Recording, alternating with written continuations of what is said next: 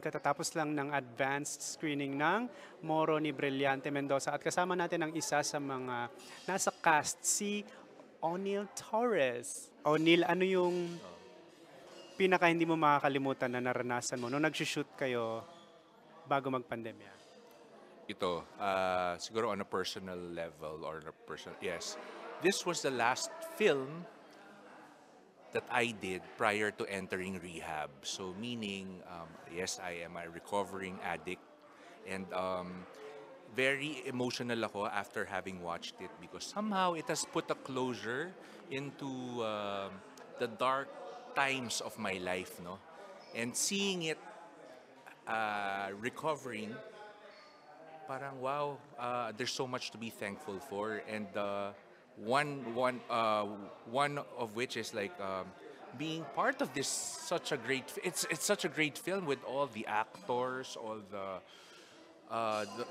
mga well-known people in the industry, and Just like you.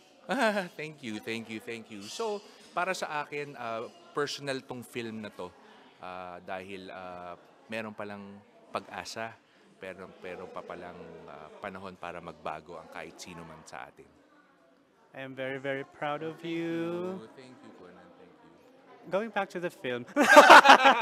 Yes, going back to the Hindi. Pero, hindi. Yun nga, sa personal na level, you are going through something, tapos, intense yun na, syempre. Tapos, ang kinukunan yung mga eksena, ang role mo kasi doon ay isa ka sa mga Bokan. nakikipagbarilan. Yes. Para mas madaling maintindihan, nakikipagbarilan. Intense yun. So, paano yun? Paano mo, nahihiwalay mo ba yung giyera sa loob mo na nangyayari sa totoo mong buhay, tapos yung giyera na pinagdadaanan naman nung karakter na pinoportray mo? Alam mo, sa totoo lang, gusto kong balikan kung ano nga ba yung nararamdaman ko at that time. Because you know how drugs really just mask what you're actually feeling. But I'm just thankful that somehow nag-deliver naman ako doon. Pero it was quite challenging because first of all, I've never really, I don't like guns. And being cast na ikaw ay isang sundalo na Muslim is something, no? Naalala ko when we were doing a scene kasi ang character ko is I'm a father to a child who gets shot. And so somehow nakatulong yung kumbaga nakatulong si Brillante, Direk Brillante. Alam mo naman we've been classmates in the workshop, and how you are able to express the truth in you.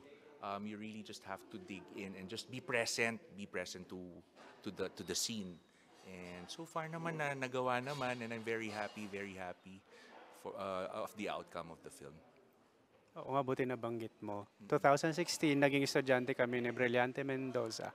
At ngayon ay nandito pa tayo. Sila, wala na. Siyempre, ikakat ko rin yan. Hindi, showbiz naman tayo. Showbiz. Yes. Bigyan mo kami ng personal experience mo working with Sir, the Baron Geisler and the Piolo Pascual. Okay, personal experience. Si Baron, nung tabing ilog dis, kilala ko na siya. Bakit? 1990s. Ay, Kinder pa ako nun. ano na ako noon, medyo may edad na ako at that time. He was the prom date of my sister. High school prom date. So The wife is here. sorry. I've known him since he was a kid. And so very surreal na I get to work with him in this film. So kilala na niya ako. Oh, Kuya O'Neil pa nga dati yung tawag niya. Kuya. Now, O'Neil na lang, di ba? So, that's one. Kay Piolo naman, grabe, nasa starstruck ako sa kanya because I stayed in the dressing room the same dressing room as him. And parang meron siyang spotlight. Parang sinusundan siya ng spotlight every time. Parang, ba't ang dilim-dilim sa amin siya? Parang may liwanag. I don't know. It probably is his aura. I don't know. But he is such a very charismatic man, I have to say. So, yun. Ngayon naman nailaliman natin. Wow! May mga levels pala ito. Hindi. Siyempre, Brillante Mendoza. At tapos, Moro. Siyempre ayoko magbigay ng spoilers pero ayun nga, nabanggit rin naman ni Direk sa mga interview niya na eto kasi yung side na hindi natin nakikita sa balita. So ikaw ba personally, ano yung parang epiphany, mga nadiscovery mong mga realisasyon dahil naging part ka ng pelikulang ito? Okay. Ako siguro, as a person, alam ko, isa sa mga character defects ko yung pagiging judgmental, no? Ewan ko, siguro, I grew up, natatakot ako sa pag nakakita ko ng Muslim brother or sister. It's just different. I don't know why. I'm trying to recall why, but meron lang akong a bit of, I guess siguro pag iba yung pananamit, medyo natatakot ako as a kid, no? Because of what you watched from the news maybe? Or Probably, maybe the stigma that has been put into them because of the Hollywood films. I don't know. news itself Yan, news itself, right? So, being after 9/11? after 9/11, definitely. So, yung nakast ako, parang, wow, okay. I got I was able to work with real Muslim brothers and sisters. They became my friends. In fact, they taught me. I prayed with them. I ate with them. I did what they normally do and what they would normally do in their everyday lives. And parang wala naman palang pinag-iba. In fact, me as a Catholic, as a Christian, parang nahihiya pa nga ako. Grabe, ang sipag nila magdasal, ang sobra silang yung paniniwala nila, ang tindi. Tapos ako napaltingin ako sa sarili ko, parang hindi nga ako nagsisimba eh. Hindi nga, parang nawala yung judgment ko, yung takot ko sa kanila because ang babait. And they're no different from me. And I'm very thankful this film has really opened my mind to their culture na parang muntik na nga ako ma-convert, alam mo ba yun?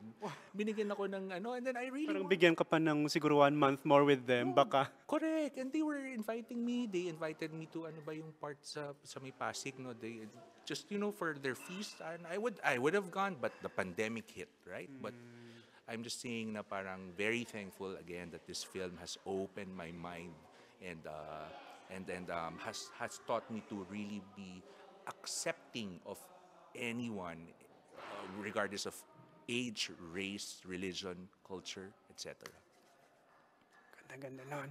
Gusto ko lang balikan yung kasi sabi mo takot ka sa guns, Ito, para sa mga kapwa mo aktor. Ibig sabihin nun, takot ka sa guns, isa yon sa mga, hanggat maaari, iwasan mong eksena. So, mensahe mo sa mga kapwa mo aktor, lalo na yung mga nag-uumpisa, paano yung inhibitions ba tawag doon? Paano mo haharapin ang isang eksena, isang role na may kaakibat na mga bagay na ayaw mo sanang gawin? Paano yun? Mahirap yung tanong mo Siyempre. Pero I think as an actor, kailangan kong harapin yung fears ko eh. And dun pa lang sa pagharap ng fear is such an emotional journey, no, towards your inner self, no. At sa totoo lang, after kong nagawa yung eksena, parang pwede naman pala madali naman palang pumatay. Pero yun nga dun papasok yung morality ko, yung ganito, etc. Mind you, after that, ang ginagawa ko ngayon, nagpa-firing ako. Not to be pero I guess preparing for other roles, no? I just wanted to be confident or be more realistic when it comes to holding guns. But ito, naniniwala talaga ako na pag may baril ka, lalo kang sasabihin mo for security or whatsoever, mas lalapitan ka ng mga taong may baril pag may baril ka. Yun yung pananaw ko. Ito pa, singit ko lang. You know what, after this film, my PA was shot. He was killed on our street, no? And imagine the trauma of me. Kailan ito? Sorry. Right after this film. So, kaya kanina, I actually was praying, no, parang rest in peace, yung PA ko na, kasi yung time na sinushoot to, Duterte time to eh. You know, all the tokhang and all. And, well, he was a bit involved in, so he got shot, no. But he kumbaga, I was just touched na parang all the actors there knew that my PA got killed after the film. Pero ngayon again, parang may sense of closure na ito yung end ng aking dark times, and I'm very thankful again, ever grateful that for all the blessings that I receive each day. I'm so proud of you. Congratulations. Conan. Thank you for this time. Message to your fans. Please invite them to watch Moro. Guys, panoorin niyo itong Moro on Netflix, and this will be shown starting July 19, no? It's gonna give you a very different perspective regarding our culture, especially to all of you, to all Filipinos out there, no? Mas mamamahal niyo yung ating kultura, ang pagiging Pilipino. Kaya panoorin niyo ito. Yun lang po. Maraming salamat. Moro, Netflix, July 19. O'Neil Torres. Sobrang Thank you, salamat. thank you. Hi.